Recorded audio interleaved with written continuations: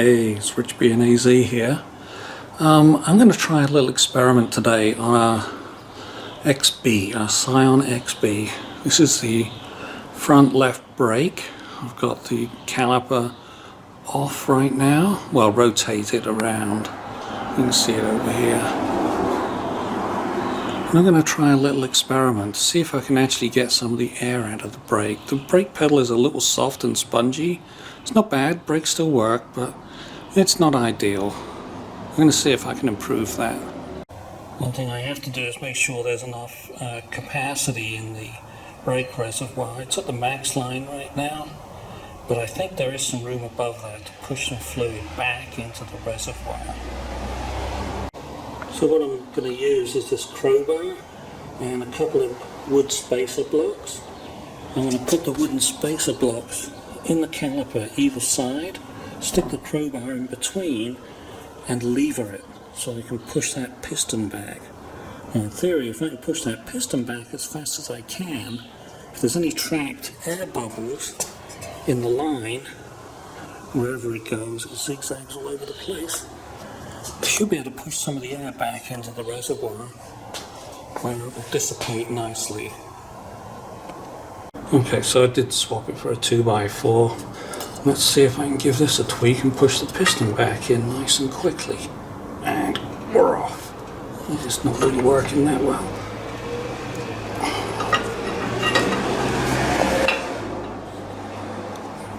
Not sure if that moved it in or not. Well, one way to tell is if I lower this back on here, on the disc pads, and if there's any clearance. Okay, so I'll put this back on, and it looks like I did get some movement out of it, because there's a nice big clearance there now. So let's go check the master cylinder, see if the level went up. Okay, so it looks like it went back up slightly. Very little. It's just above the max line down there.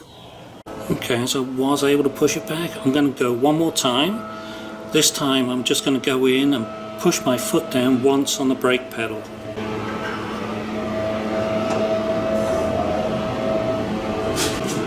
That was once, and you can see that it did move out. That'll do. Now I'm going to push it back in. Yeah, and there it is. Pushed it all the way back in. So now I'm just going to lower it back onto the brake, bolt it all up, and then push the brake pedal down, make sure I get a nice firm feel.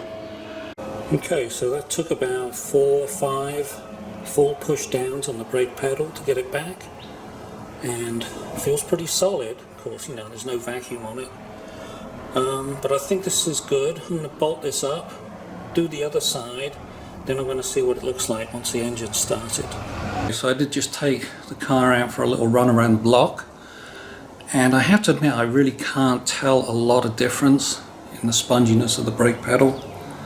It may be due to the fact that I could not do the rear end of the car because they got that funky handbrake mechanism in them, and it's really hard to get it all sorted out to push the pistons back.